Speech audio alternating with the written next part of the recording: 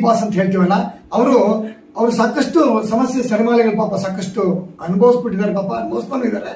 ಅವ್ರಿಗೆ ಏನಪ್ಪಾ ಒಂದು ಸಂತೋಷ ಸುದ್ದಿ ಹೇಳ್ತೀನಿ ಅಂದ್ರೆ, ನನ್ನ ಒಂದು ಜ್ಯೋತಿಷ್ಯ ಶಾಸ್ತ್ರದ ಪ್ರಕಾರವಾಗಿ ಜೂನ್ 1ನೇ ತಾರೀಕು ನಂತರ ಮತ್ತೊಮ್ಮೆ ಬೇರೆ ಹೇಳ್ತಾ ಇದ್ದೀನಿ, ಜೂನ್ 1ನೇ ತಾರೀಕಿನಿಂದ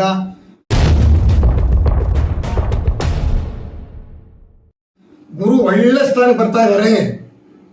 ಜೂನ್ 1ನೇ ತಾರೀಕಿನಿಂದ ಡಿ ಬಾಸ್ ಸಾಹೇಬರು ಒಳ್ಳೆ ಸ್ಥಾನಕ್ಕೆ ಬರ್ತಾ ಇದ್ದಾರೆ. ಏನು ಒಳ್ಳೆ ಸ್ಥಾನಕ್ಕೆ ಅವ್ರಿಗೆ ಗುರು ಬರ್ತಾ ಇದ್ದಾನೆ.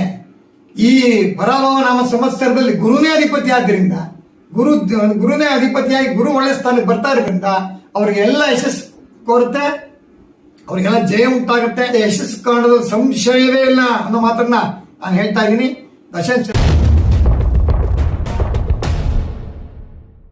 ಸಾಹೇಬ್ಗೆ ಆದಷ್ಟು ಬೇನೆ ಭಗವಂತ ಎಲ್ಲ ಒಳ್ಳೇದು ಮಾಡಲಿ ಅಂತ ನಾನು ಹೇಳಕ್ ಬಯಸ್ತಾ ಇದ್ದೀನಿ. ಜೂನ್ 1ನೇ ತಾರೀಕು ಮೇಲೆ ಬಿಡುಗಡೆ ಆಗ್ತಾರಾ? ಖಂಡಿತ ಬಿಡುಗಡೆ ಆಗ್ತಾರೆ. ನನ್ನ ಜ್ಯೋತಿಷಾಸ್ತ್ರ ಪ್ರಕಾರವಾಗಿ ಜೂನ್ 1ನೇ ತಾರೀಕು ನಂತರವಾಗಿ ಅವ್ರಲ್ಲೇ ಬರ್ತಾರೆ ಅಂತ ನಾನು ಹೇಳಕ್ ಬಯಸ್ತಾ ಇದ್ದೀನಿ.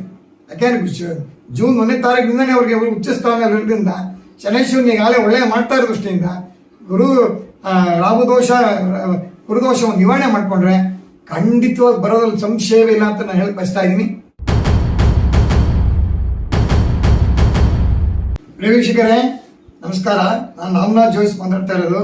ಎಲ್ಲರೂ ಕೂಡ ಸಾಮಾನ್ಯವಾಗಿ ನಟ ನಟಿಯರು ಅಂತಂದರೆ ಸಾಮಾನ್ಯವಾಗಿ ಆಸೆ ಇರುತ್ತೆ. ಯಾಕೆಂದರೆ ನಮ್ಮ ಉತ್ತಮ ನಟರು ಯಾರೇ ಆಗಿರಲಿ, ರಾಜ್ಕುಮಾರ್ ಅವರಿಂದ ಎಲ್ಲ ಹಿರಿಯ ನಟಕರು ಯಾರೇ ಆಗಿರಲಿ, ಒಬ್ಬ ಕಿರುತೆರೆ ಕಲಾವಿದರೇ ಆಗಿರಲಿ, ಒಬ್ಬ ನಟರು ನಾವು TV ಸೀರಿಯಲ್ ನೋಡ್ತಾ ಇರ್ಬೇಕಾದ್ರೆ ಅಥವಾ ಚಲನಚಿತ್ರ ನಟರಾಗಿರ್ಬೇಕಾದ್ರೆ ಸಣ್ಣ ಪಾತ್ರಗಳಾಗಿರಲಿ, ದೊಡ್ಡ ಪಾತ್ರ ಆಗಿರಲಿ, ಹೀರೋ ಆಗಿರಲಿ, ಹೀರೋಯಿನ್ ಆಗಿರಲಿ, ಏನೇ ಪಾತ್ರಧಾರಿಗಳು ಕೂಡ ನಾವು ಅವ್ರು ಏನೇ ಒಂದು ಸಂಕಷ್ಟಗಳು ಸಿಲುಕಿದಾಗ ಅವ್ರು ಬರಲಿಲ್ವೇ ಅವರು ಒಳ್ಳೇದಾಗಲಿಲ್ವೇ, ನಾವು ಅವರ ತೆರೆ ಮೇಲೆ ನೋಡಬೇಕೆ ಅಂತಕ್ಕಂಥ ಅವರು ಅನೇಕ ಕಲಾವಿದರನ್ನ ನೋಡಬೇಕು ಅಂತ ಬೇಕೆ ಇರುತ್ತೆ. ಆ ಕಲಾವಿದರು ಇರ್ತಾರೆ, ಕಲಾವಿದರಿಗೆ ಅವ್ರು ಆ್ಯಕ್ಟ್ ಮಾಡ್ತಕ್ಕಂಥ ನೋಡಬೇಕು ಅಂತ ಭಾಳ ಆಸೆ ಇರುತ್ತೆ. ಅಂಥದ್ರಲ್ಲಿ ನಮ್ಮ ಇವರು ದರ್ಶನ್ ಅವರು, ತೌದೀಪ ಶ್ರೀನಿವಾಸ್ ಅವರ ಮಗನಾಗಿರ್ತಕ್ಕಂಥ ದರ್ಶನ್ ಅಂದರೆ ಡಿ ಬಾಸ್ ಅಂತ ಹೇಳ್ತೀವಲ್ಲ, ಅವರು ಸಾಕಷ್ಟು ಸಮಸ್ಯೆ ಸರಿಮಾಲೆಗಳು ಪಾಪ ಸಾಕಷ್ಟು ಅನುಭವಿಸ್ಬಿಟ್ಟಿದ್ದಾರೆ, ಪಾಪ ಅನುಭವಿಸ್ಕೊಂಡು ಇದ್ದಾರೆ. ಅವ್ರಿಗೆ ಏನಪ್ಪ ಒಂದು ಸಂತೋಷ ಸುದ್ದಿ ಹೇಳ್ತೀನಿ ಅಂದರೆ, ನನ್ನ ಒಂದು ಜ್ಯೋತಿಷ್ಯ ಶಾಸ್ತ್ರದ ಪ್ರಕಾರವಾಗಿ ಅವರು ಹುಟ್ಟಿರ್ತಕ್ಕಂಥ ಡೇಟು 16ನೇ ತಾರೀಕು ಫೆಬ್ರವರಿ 2ನೇ ತಿಂಗಳು 1977 ಬುಧವಾರ ಅವರು ಜನಿಸಿದ್ದಾರೆ. ಟೈಮಿಂಗ್ಸ್ ಏನಂತ ನಾ ಮಾಹಿತಿ ತಿಳಿದಿಲ್ಲ. ಇಷ್ಟು ಅಂದರೆ 16/2/1977 ಅವರು ಲಗ್ನ ಬಂದು ಕರ್ಕಾಟಕ ಲಗ್ನ ಆಗುತ್ತೆ. ಶ್ರವಣ ನಕ್ಷತ್ರ 1ನೇ ಪಾದಕ್ಕೆ ಬರ್ತಾರೆ, ಮಕರ ರಾಶಿ ಬರ್ತಾರೆ. ಅವರು ಆಶಾಧಿಪತಿ ರಾಶಿಗೆ ಶನೇಶ್ವರ ಆಗ್ತಾನೆ. ಅವರು ಒಳ್ಳೆ ತುಂಬ ಆಯುಸ್ಸು ಇದೆ ಅವರಿಗೆ, ಡಿ ಬಾಸ್ಗೆ. ಯಾಕೆಂದರೆ ಯಾರು ಮಕರ ರಾಶಿ ಹುಟ್ಟಿ ಜನಿಸ್ತಾರೆ ಅವರು ಒಳ್ಳೆ ಆಯುಸ್ಸು ಇರುತ್ತೆ ಅಂತ. ರಾಶಾಧಿಪತಿ ಶನಿ ಆದ್ದರಿಂದ ಕುಂಭರಾಶಿಯವರಿಗೆ ಮಕರ ರಾಶಿಯವರಿಗೆ ಅಂತ ಈ ಜ್ಯೋತಿಷಿ ಶಾಸ್ತ್ರ ಬರುತ್ತೆ. ಹಾಗಾಗಿ ದರ್ಶನ್ ಅವ್ರಿಗೆ ಕರ್ಕಾಟಕ ಲಗ್ನ ಆಗ್ತದೆ ಇದೆ. ಅವರು ಸ್ವಲ್ಪ ಮಂಗಳ ದೋಷ ಇದೆ, ಅದನ್ನು ಅವರು ನಿವಾರಣೆ ಮಾಡ್ಕೊಂಡಿದ್ದಾರೆ ಸಾಮಾನ್ಯವಾಗಿ ದರ್ಶನ್ ಸಾಹೇಬರು. ಮತ್ತೊಂದು ಬಾರಿ ಅವರು ಒಂದು ಆಶ್ಲೇಷ ಬಲಿ ಪೂಜೆನೋ ಒಂದು ಕುಕೇಶ್ವರ ಅದು ಮಾಡ್ಕೊಳ್ಳೇಬೇಕು. ಯಾಕೆಂತಂದರೆ ಅವ್ರಿಗೆ ಈಗ ನಮ್ಮ ದರ್ಶನ್ ಸರ್ಗೆ ದ್ವಿತೀಯ ಸ್ಥಾನದಲ್ಲಿ ರಾಹು ಇದ್ದಾನೆ, ಉಚ್ಚ ಸ್ಥಾನದಲ್ಲಿ ಶನೇಶ್ವರ ಇದ್ದಾನೆ. ಬಹಳ ಮುಖ್ಯವಾದ್ದು ಶನೇಶ್ವರ ಆಯುಸ್ ಕಾರಣ. ಅವರಿಗೆ ರಾಶಿ ಅಧಿಪತಿನೇ ಶನೇಶ್ವರ ಆದ್ದರಿಂದ ಒಳ್ಳೆಯ ಉತ್ತಮ ಫಲ, ಅತ್ಯಂತ ಶೀಘ್ರ ಫಲ ಬರುತ್ತೆ, ಸಂಶಯ ಇಲ್ಲ. ಇದರಲ್ಲಿ ಏನಪ್ಪ ಅಂದರೆ ಮುಖ್ಯವಾಗಿ ದ್ವಿತೀಯ ಸ್ಥಾನದಲ್ಲಿ ರಾಹು ಇದ್ದು ಅಷ್ಟಮ ಭಾವದಲ್ಲಿ ಕೇತು ಇದ್ದಾನೆ. ಗುರುಬಲ ಇಲ್ಲ, ಅವ್ರಿಗೆ ಗುರುಬಲ ಇಲ್ಲದಿರೋದ್ರಿಂದ ರಾಹು ನೀಚ ಸ್ಥಾನದಲ್ಲಿ ಇರೋ ದೃಷ್ಟಿಯಿಂದ ದರ್ಶನ್ ಸಾಹೇಬರು ಅವರು ದೀಪಾವಳಿ ಹಬ್ಬ ಜೂನ್ 1ನೇ ತಾರೀಕು ನಂತರ ಮತ್ತೊಮ್ಮೆ ಬೇರೆ ಹೇಳ್ತಾ ಇದ್ದೀನಿ, ಜೂನ್ 1ನೇ ತಾರೀಕಿನಿಂದ ಗುರು ಒಳ್ಳೆ ಸ್ಥಾನಕ್ಕೆ ಬರ್ತಾ ಇದ್ದಾರೆ. ಜೂನ್ 1ನೇ ತಾರೀಕಿನಿಂದ ಡಿ ಬಾಸ್ ಸಾಹೇಬರು ಒಳ್ಳೆ ಸ್ಥಾನಕ್ಕೆ ಬರ್ತಾ ಇದ್ದಾರೆ. ಏನು ಒಳ್ಳೆ ಸ್ಥಾನಕ್ಕೆ ಅವ್ರಿಗೆ ಗುರು ಬರ್ತಾ ಇದ್ದಾನೆ. ಈ ಪರಾಭವ ನಾಮ ಸಂವತ್ಸರದಲ್ಲಿ ಗುರುನೇ ಅಧಿಪತಿ ಆದ್ದರಿಂದ ಗುರುನೇ ಅಧಿಪತಿಯಾಗಿ ಗುರು ಒಳ್ಳೆ ಸ್ಥಾನಕ್ಕೆ ಬರ್ತಾ ಇರೋದ್ರಿಂದ ಅವ್ರಿಗೆ ಎಲ್ಲ ಯಶಸ್ಸು ಕೋರುತ್ತೆ, ಅವ್ರಿಗೆಲ್ಲ ಜಯ ಉಂಟಾಗುತ್ತೆ, ಎಲ್ಲರಲ್ಲೂ ಜಯ ಉಂಟಾಗುತ್ತೆ. ಅವರು ಕೂಡ ಮುಂದೆ ಒಳ್ಳೆಯ ಉತ್ತಮ ನಟನಾಗಿ ಅಭಿನಯಿಸ್ತಾರೆ. ಎಲ್ಲ ಗ್ರಹ ದೋಷಗಳು ನಿವಾರಣೆ ಆಗುತ್ತೆ. ಅವರು ಮತ್ತೊಮ್ಮೆ ಬಾರಿ ನಾನು ರಿಕ್ವೆಸ್ಟ್ ಮಾಡ್ಕೊತೀನಿ, ಡಿ ಬಾಸ್ ಸಾಹೇಬರು ಅವರು ಒಂದ್ಸಲ ಸುಬ್ರಹ್ಮಣ್ಯಕ್ಕೆ ಹೋಗಿ ಒಂದು ಸರ್ಪ ಸಂಸ್ಕಾರ ಆಶ್ಲೇಷ ಬಲಿ ಪೂಜೆ ಒಂದು ಬಾರಿ ಮಾಡಿಸ್ಲೇಬೇಕು ಅಂತ ನನ್ನ ಒಂದು ಜ್ಯೋತಿಷ್ಯ ಪ್ರಕಾರವಾಗಿ ನಾನು ಹೇಳಕ್ ಬಯಸ್ತಾ ಇದ್ದೀನಿ.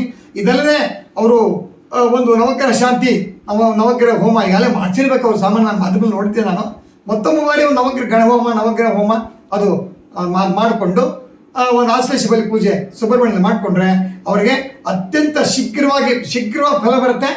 ಜೂನ್ 1 ನಂತರ ಅವ್ರು ಈಗಾಗಲೇ ಶನೇಶ್ವರ ಉಚ್ಚ ಸ್ಥಾನದಲ್ಲಿದ್ದಾರೆ. ಗುರುನು ಸಪ್ತಮ ರೀತಿಯಲ್ಲಿ ಬರ್ತಾನೆ 7ನೇ ಮನೆಯಲ್ಲಿ ಬರೋ ದೃಷ್ಟಿಯಿಂದ ಜೂನ್ 1 ಬರುತ್ತೆ. ಅತ್ಯಂತ ಶೀಘ್ರವಾಗಿ ಪರಾಭವನಾಮ ಸಂವತ್ಸರ ಅತ್ಯಂತ ಯಶಸ್ಸು ಕಾಣೋದು ಸಂಶಯವೇ ಇಲ್ಲ ಅನ್ನೋ ಮಾತನ್ನ ನಾನು ಹೇಳ್ತಾ ಇದ್ದೀನಿ. ದಶರಥ ಸಾಹೇಬ್ರಿಗೆ ಆದಷ್ಟು ಬೇನೆ ಭಗವಂತ ಎಲ್ಲ ಒಳ್ಳೇದು ಮಾಡಲಿ ಅಂತ ನಾನು ಹೇಳಕ್ ಬಯಸ್ತಾ ಇದ್ದೀನಿ. ಜೂನ್ 1ನೇ ತಾರೀಕು ಮೇಲೆ ಬಿಡುಗಡೆ ಆಗ್ತಾರಾ? ಖಂಡಿತ ಬಿಡುಗಡೆ ಆಗ್ತಾರೆ. ನನ್ನ ಜ್ಯೋತಿಷಾಸ್ತ್ರ ಪ್ರಕಾರವಾಗಿ ಜೂನ್ 1ನೇ ತಾರೀಕು ನಂತರವಾಗಿ ಅವರು ಗುರು ಉಚ್ಚಸ್ಥಾನ ಬಂದಿರೋ ದೃಷ್ಟಿಯಿಂದ ರಾಹು ನೀಚನಾಗಿದ್ದು ಕೂಡ ಸುಬ್ರಹ್ಮಣ್ಯ ಧ್ಯಾನವನ್ನು ಅವರು ಮಾಡಬೇಕಾಗುತ್ತೆ. ಆ ಸುಬ್ರಹ್ಮಣ್ಯ ಧ್ಯಾನ ಅವರು ಆದಷ್ಟು ಕುಟುಂಬದವರನ್ನ ಹೋಗಿ ದಯವಿಟ್ಟು ಅವರು ಕುಟುಂಬದವರನ್ನ ಸುಬ್ರಹ್ಮಣ್ಯ ಶೀಘ್ರವಾಗಿ ಹೋಗ್ಬೇಕು. ಅವರು ಆದಷ್ಟು ಶೀಘ್ರವಾಗಿ ಹೋಗ್ಬೇಕು.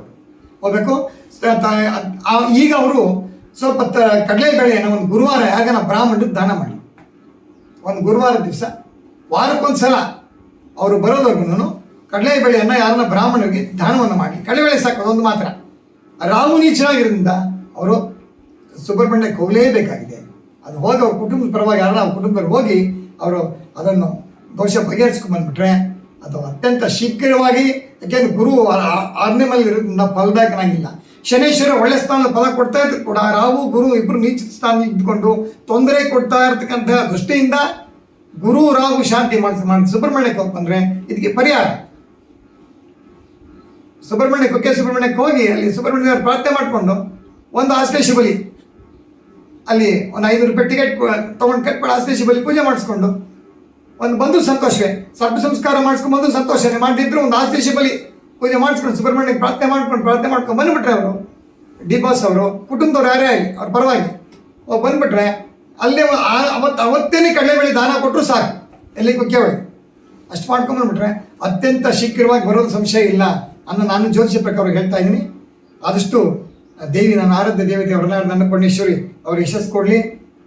ಲಕ್ಷ್ಮೀ ನರಸಿಂಹದೇವರು ಅವರಿಗೆ ಅಭಯವನ್ನು ನೀಡಿ ಅವರಿಗೆ ಈ ಒಂದು ಕನ್ನಡ ನಟನಾಗಿ ಅವರಿಂದ ಅಭಿವೃದ್ಧಿ ಮಾಡಲಿ. ಕನ್ನಡ ಅಭಿಮಾನಿಗಳಿಗೆಲ್ಲರೂ ಅವರು ಕನ್ನಡ ಒಳ್ಳೊಳ್ಳೆ ಒಂದು ಏನು ಚಿತ್ರಗಳನ್ನು ಕೊಡಲಿ. ವೀಕ್ಷಕರಿಗೆ ವೀಕ್ಷಕರಿಗೆಲ್ಲ ಒಂದು ಕೊಡಲಿ ಅಂತ ಹೇಳ್ತಾ ಈ ಕನ್ನಡ ಚಿತ್ರನಟರು ಹೆಚ್ಚಿನ ರೀತಿಯಲ್ಲಿ ಬೆಳಿಬೇಕು. ಯಾಕೆಂದರೆ ರಾಜ್ಕುಮಾರ್ ಹಿರಿಯ ನಟರಿದ್ದರು, ವಿಷ್ಣುವರ್ಧನ್, ರಾಜ್ಕುಮಾರ್, ಅನೇಕ ಶ್ರೀನಾಥ್ ಒಳನಟರೆಲ್ಲ ಬೇಕಾದಷ್ಟು ಅವರ ಪುನರಪಿ ಜನನಂ ಮನುಷ್ಯ ಹುಟ್ಟ ಮೇಲೆ ಸಾವು ನಿಶ್ಚಿತ. ಹಾಗೆ ಹಿರಿಯ ಕಲಾವಿದರುಗಳು ವಿಷ್ಣುವರ್ಧನ್, ರಾಜ್ಕುಮಾರ್ ಅವರು ಒಳ್ಳೆಯ ಉತ್ತಮ ನಟರಾಗಿ ಅವರ ಹೆಸರು ತಗೊಂಡವರು ಕಾಲವಾದರು. ಮುಂದೆ ಈ ಭವಿಷ್ಯದಲ್ಲಿ ಯುವಕರು ಇಂಥ ಒಳ್ಳೆಯ ನಟನಾಗಿರ್ತಕ್ಕಂಥ ನಮ್ಮ ಡಿ ಬಾಸ್ ಸಾಹೇಬರು ಬರಲಿ, ಯಶಸ್ಸು ಕೊಡಲಿ, ಭಗವಂತ ಅವ್ರಿಗೆ ಯಶಸ್ಸು ಕೊಡಲಿ ಅಂತ ನಾನು ದೇವರಲ್ಲಿ ಮತ್ತೊಮ್ಮೆ ಪ್ರಾರ್ಥನೆ ಮಾಡ್ತಾ ಆದಷ್ಟು ಬೇಗನೆ ಬರಲಿ ಅಂತ ನಾನು ದೇವರಲ್ಲಿ ಪ್ರಾರ್ಥನೆ ಮಾಡ್ತೀನಿ. ಬರ್ತಾರೆ ಅಂತ ನಾನು ಹೇಳಕ್ಕೆ ಬಯಸ್ತಾ ಇದ್ದೀನಿ. ಯಾಕೆಂದ್ರೆ ಜೂನ್ 1ನೇ ತಾರೀಕಿನಿಂದನೇ ಅವ್ರಿಗೆ ಉಚ್ಚ ಸ್ಥಾನದಲ್ಲಿ ಇರೋದ್ರಿಂದ ಶನೇಶ್ವರನ ಈಗಾಗಲೇ ಒಳ್ಳೆಯ ಮಾಡ್ತಾ ಇರೋ ದೃಷ್ಟಿಯಿಂದ